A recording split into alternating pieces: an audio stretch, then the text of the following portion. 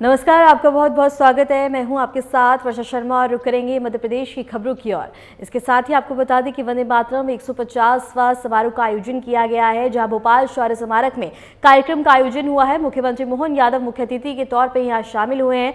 राष्ट्रीय गौरव और शौर्य को यहां याद किया गया है।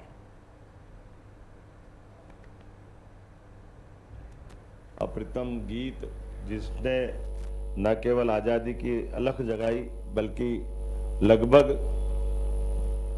150 साल तो हमारे लिए वो जो एक तरह से मंत्र के नाते से उस 19वीं शताब्दी से शुरू हुई यात्रा गुरुवर रविंद्रनाथ टैगोर ने 1896 में उसको स्वर दे करके पुनर्स्थापित करते हुए पूरे क्रांतिकारियों सहित सबके मन में जिस संकल्प की पूर्ति की, उसको बदलते दौर में हमने सबने भगत सिंह को फांसी के फंदे पे चढ़ते देखा, चंद्रशेखर आजाद को अपनी शहादत देते देखा।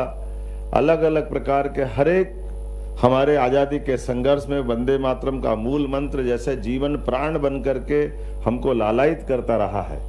हमने अभी यहाँ इस कार्यक्रम के प्रारंभ में भी मैं माननीय मंच हमारे सारे मित्रों को धन्यवाद देता हूँ। माननीय मंत्री विश्वास जी, माननीय मंत्री कृष्णा गौड़ जी, माननीय सांसद आलोक जी, माननीय विधायक रामेश्वर जी, माननीय विधायक भगवान दास जी, महापौर जी, इस अवसर पर सभापति किशन सूर्यवंशी जी, सभी अधिकारीगण और आप सब। ये बात सही है कि आज़ादी के किसी भी संघर्ष में दुनिया का इतिहास रहा है।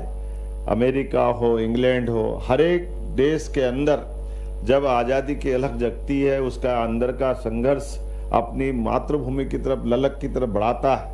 ऐसे में ये शब्दों की रचनाओं से नए प्रकार का स्पंदन होता है, नए प्रकार के मन में संकल्प आते हैं और हर एक व्यक्ति अपने देश के उस मूल मंत्र के आधार पर राष्ट्रभक्ति के गीत से अपने गौरवशाली अतीत के भविष्य के देश के लिए अपनी पहचान बनाता है। और यही कमोबेश हम हर एक देश के गीतों के साथ देख सकते हैं। अमेरिका का क्राइसिस वाला समय हो, इंग्लैंड का विद्रोह वाला समय हो, भारत का अपना, हमने जब यद्यपि वंदे मातरम का आनंद भी देखा, लेकिन इस कार्यक्रम के प्रारंभ में कदम कदम बढ़ाए जा, खुशी के गीत गाए जा, ये जो हमारे भी स्वरबद्ध रचनाओं को हमारे पुलिस बैंड ने जो प्रस्तुत किया है, इस प्रस्तुत करने वाले गीत में ये हमारे आज़ादी के नेताजी सुभाष चंद्र बोस के उस आज़ाद हिंद फौज से जुड़ता हुआ दिखाई देता है। यद्यपि बनाया गया था दीक्षित जी ने गीत, बाद में कविवर राम सिंह ठाकुर जी ने इसको स्वरबद्ध करते हुए संशोधित रूप में दिया है। और ये आज़ादी का अपना अब एक तरह से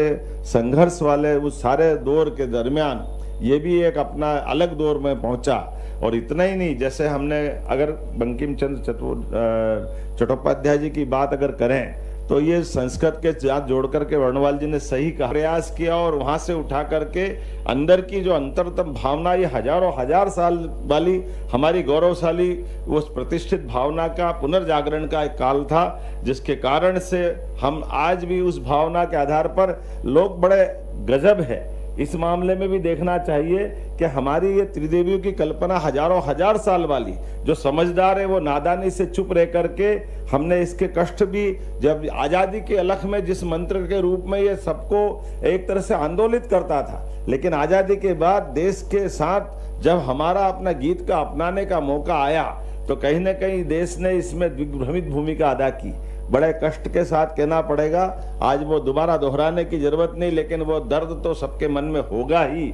जिस मूल मंत्र के बलबूते पर आज़ादी के सारे संघर्ष में बड़ी भूमिका हुई, और वो हमारे गीत 150वीं जयंती के अवसर पर जब हम बात कर रहे हैं तो उस इतिहास को भी देश को जानने की आवश्यकता है। आज के इस अवसर पर मैं माननीय सरदार पटेल को पुनः स्मरण करना चाहूँगा, जिनका 150वां वर्ष है, जिन्होंने 1950 में फिर इस बात को भी स्थापित किया कि राष्ट्रगान और राष्ट्रगीत दोनों का महत्व होना चाहिए, और दोनों पूरे देश के अपनाते हुए एक तरफ हम जनगण मन पे गर्व करते हैं, एक तरफ वंदे मातरम पे भी गर्व करते हैं। आइए हमारी अपनी इस गौरवशाली अतीत को जानते हुए हम सब भगवान श्री राम की जननी जन्मभूमिश्च स्वर्गादपि गरीयसी, उस भाव के आधार पर वंदे मातरम का भी स्मरण रखें। और हमारे अतीत के इस बहुत अक्षय नवमी 1857 में बनने वाले इस 1857 के आधार पर माफ करना 1875 में बनने वाले गीत को 1857 की क्रांति से भी जोड़ करके देखें, जिसके कारण से भारत ने दुनिया का सबसे बड़ा गणतंत्र दिया,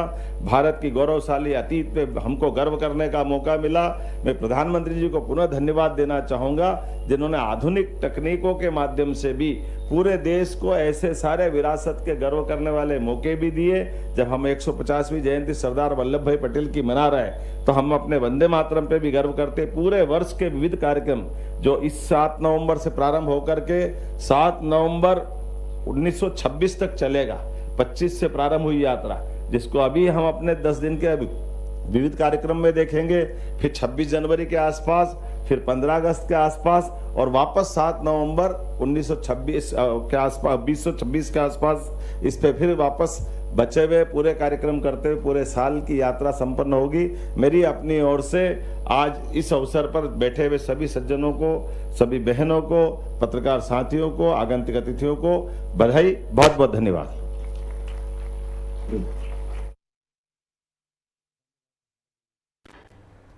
खबर भोपाल से है, जहां क्रांतिगौर का राजा भोज एयरपोर्ट पर जोरदार स्वागत किया गया। भीड़ ने नारों और तालियों से पूरा एयरपोर्ट गूंज दिया, क्योंकि क्रांतिगौर ने वो कर दिखाया है जिसने 140 करोड़ भारतीयों का सिर गर्व से ऊंचा हो गया है। राज्य सरकार ने भी उनके इस अभूतपूर्व योगदान को सम्मानित करने का फैसला लिया है। एमपी सरकार की ओर से क्रांतिगौर को सरकारी नौकरी देने की घोषणा की गई है, यानी अब उन्हें मिलेगा राज्य सरकार का तोहफा और देश का सलाम।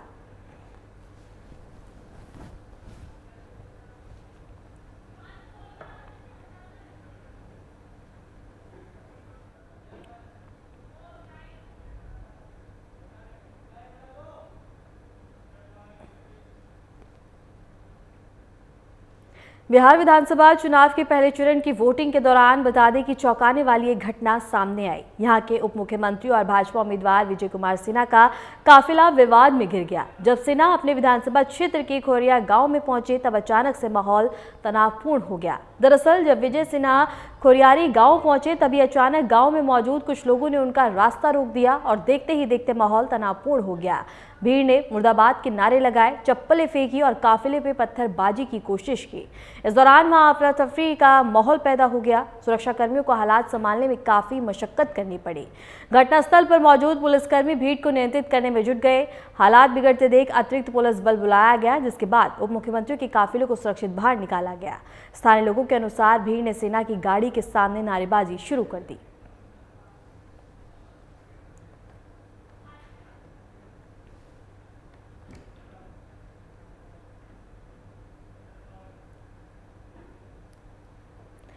मध्य प्रदेश कांग्रेस के वरिष्ठ नेता और पूर्व केंद्रीय मंत्री अरुण यादव ने खंडवा के मोदी में आयोजित दीपावली मिलन समारोह में एक बार फिर से घोड़े वाले बयान देकर राजनीतिक हलचल तेज कर दी है। यादव ने कहा, हमारी टीम में सिर्फ रेस के घोड़े मिलेंगे, बाकी घोड़े नहीं रखते हम लंबी रेस के घोड़े हैं।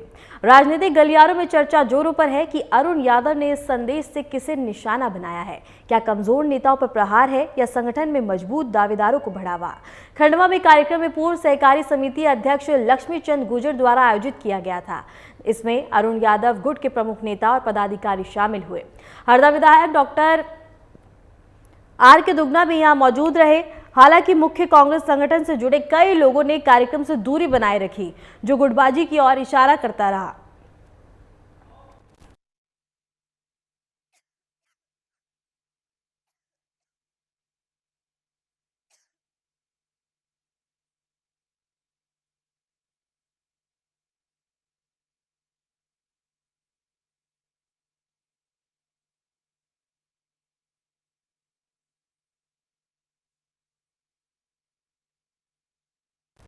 खबर खंडवा से है, जहां कांग्रेस नेता अरुण यादव ने पूर्व मंत्री कमल पटेल पर गंभीर आरोप लगाए। अरुण यादव का कहना है कि हरदा जिले में नकली खाद की फैक्ट्री चलाई जा रही है, जिसमें किसानों के साथ बड़ा धोखा हो रहा है। अरुण यादव ने आरोप लगाया कि हरदा की सहकारी सोसाइटियों में असली खाद किसानों को नहीं मिल पा रही है, जबकि वही खाद खुले बाजार में आसानी से उपलब्ध है। उनका कहना है कि यह पूरा मामला भ्रष्टाचार और मिलावटखोरी से जुड़ा है, जिसके पीछे बड़े नाम शामिल है। वहीं इस पर पूर्व मंत्री कमल पटेल ने सफाई देते हुए कहा कि यह सभी आरोप राजनीतिक प्रेरित है। उन्होंने कहा कि कांग्रेस नेता बिना सबूत के झूठे आरोप लगाकर जनता को गुमराह कर रहे हैं। इस पूरे मामले को लेकर अब राजनीतिक हलकों में हलचल तेज हो गई है और किसान संगठन भी इस कार्रवाई की मांग कर रहे हैं।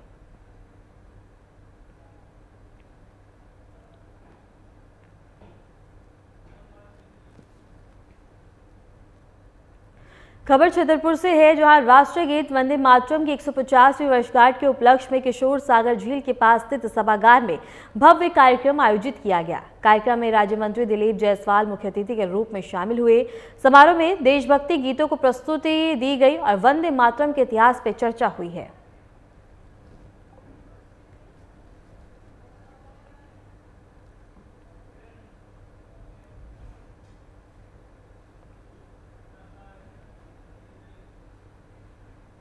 नरसिंहपुर के जिले के खाद वितरण केंद्रों पर कूपन वितरण शुरू होते ही सैकड़ों किसान पहुंच गए। किसान महज 2 बोरे यूरिया के लिए कतार में लगे हैं। हालांकि केंद्र पर सीमित टोकन वितरण के कारण अधिकांश किसानों को खाद नहीं मिल पाई। उन्हें निराश होकर लौटना पड़ा।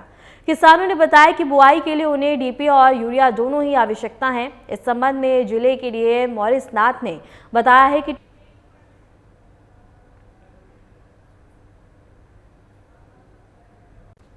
खबर शिवपुरी से है, जहां दलित समाज और भीम आर्मी ने बागेश्वर धाम प्रमुख धीरेन्द्र कृष्ण शास्त्री की दिल्ली से वृंदावन तक प्रस्तावित पदयात्रा का विशेष विरोध किया है। उन्होंने राष्ट्रपति के नाम ज्ञापन सौंपकर यात्रा पर रोक लगाने और शास्त्री के खिलाफ कानूनी कार्रवाई की मांग की। आजाद समाज पार्टी के जिला अध्यक्ष उमेश कछवारी ने कहा है कि शास्त्री द्वारा हिंदू राष्ट्र की बात करना संविधान और धर्मनिरपेक्षता पर हमला है और इससे सांप्रदायिक तनाव फैल सकता है। ज्ञापन राष्ट्रपति अध्यक्ष दामोदर सिंह यादव के निर्देश में सौंपा गया है।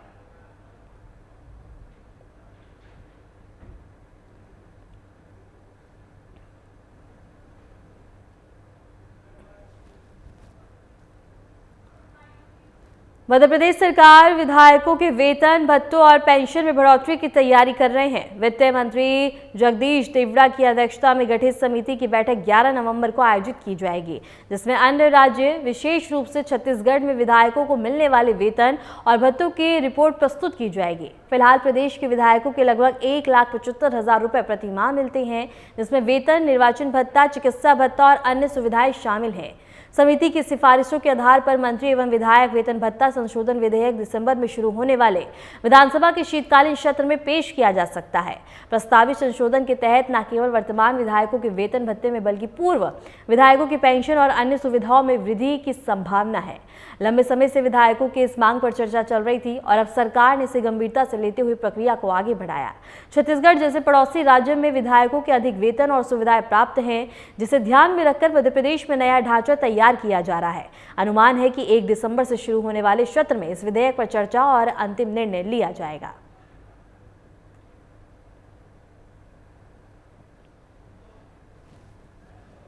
और इसके साथ ही भोपाल से ये खबर हम आपको बता रहे हैं, जहां सरकार ने बढ़ोतरी पर और इसके साथ ही बड़ा कदम बढ़ाया है, जहां अब भत्ते पे अब इसके साथ ही सरकार ने बढ़ोतरी पर एक कदम बढ़ाया है, जहां एक नई पहल देखने को मिलेगी। इसके साथ ही ये नई पहल देखने को मिल रही है, जहां अब होने वाले शीतकालीन सत्र पे इस पर निर्णय लिया जा सकता है।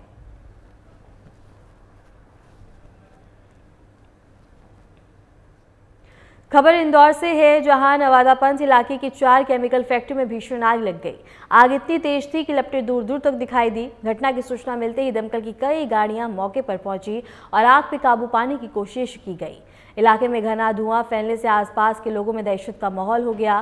प्रशासन ने इलाके को खाली करवाया और आसपास की फैक्ट्रियों को भी सुरक्षा के लिहाज से बंद करा दिया गया। इंदौर के नवादापंथ में लगी आग ने अफरा तफरी मचा दी और 4 केमिकल फैक्ट्रियां जलकर राख हो गई।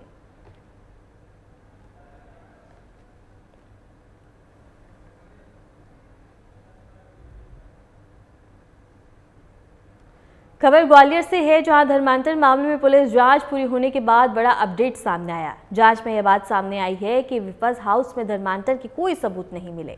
पुलिस की जांच रिपोर्ट के मुताबिक सेंटर में मौजूद सभी 23 बच्चे पहले से ईसाई धर्म के हैं और किसी तरह का धर्मांतरण वहां नहीं किया गया। इससे पहले इस मामले को लेकर कई संगठनों ने आपत्ति जताई थी और जाँच की मांग की थी। अब पुलिस ने अपनी रिपोर्ट में किसी भी तरह की गलत गतिविधि से इनकार किया है।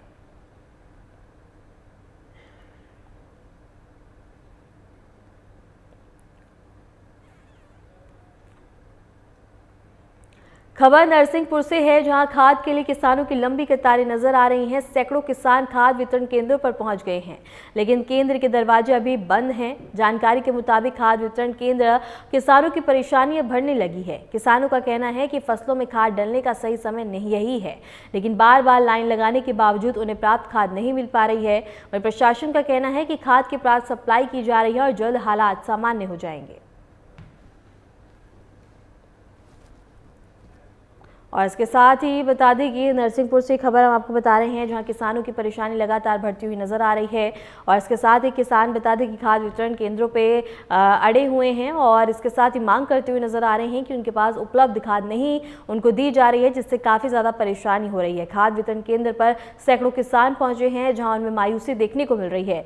लेकिन इसके साथ ही प्रशासन का कहना है कि जल्द ही इस पूरे मामले को निपटाया जाएगा, ताकि हालात सामान्य हो। और इसके साथ ही आप तस्वीरों में भी देख सकते हैं कि सैकड़ों किसान यहां पहुंचकर ताला खुलने का इंतजार करते हुए नजर आ रहे हैं और उनमें मायूसी और नाराजगी देखने को मिल रही है।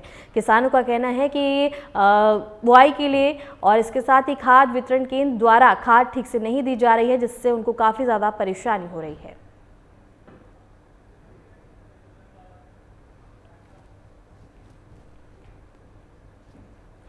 फिलहाल के लिए मध्य प्रदेश की खबरों में इतना ही। नमस्कार।